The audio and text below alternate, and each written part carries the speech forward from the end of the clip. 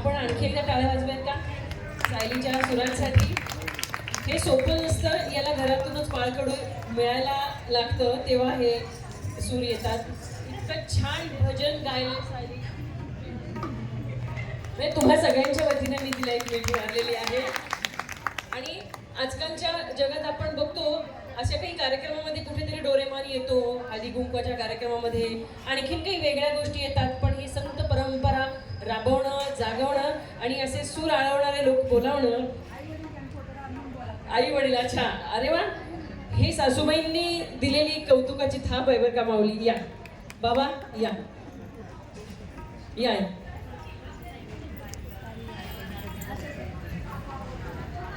गाताना मी पहिल्यांदाच ऐकलंय. मला आधी वाटलं तर बापरे गाणार आहे, कशी गाणार आहे, पण मी आज पहिल्यांदा गायले आणि माझ्या डोळ्यात खरंच पाणी आलं गायली.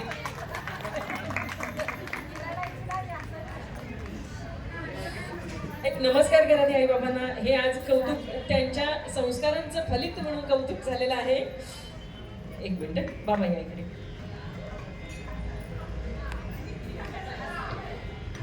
Smile please.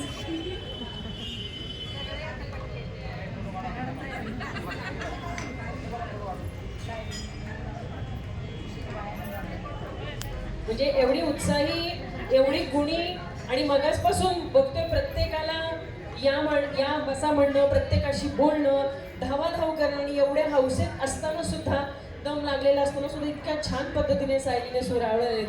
खूप खूप अभिनंदन. 2 ओळी सायलीनंतर मला पण दर अशा 2 ओळी गाण्याचं स्फुरण चढले, पण मी फक्त 2च ओळी म्हणते. मला काही या सुरातलं फारसं काही जमणार नाही, मी आपली अशीच म्हणते. कारण इथे पाहिलं, मुलांना विठ्ठल आणि संतांच्या भूमिकेमध्ये आणलं होतं. हे सुद्धा एक संस्कारांचाच भाग आहे की मुलांनी काय व्हावं हे आई वडिलांनी शिकवावं. आणि हेच एक गोष्ट आहे, संत सेवेचा महिमा, संत सेवेचा महिमा. ब्रह्म घाली लोटांगण, ब्रह्म घाली लोटांगण, संत सेवेचा महिमा, संत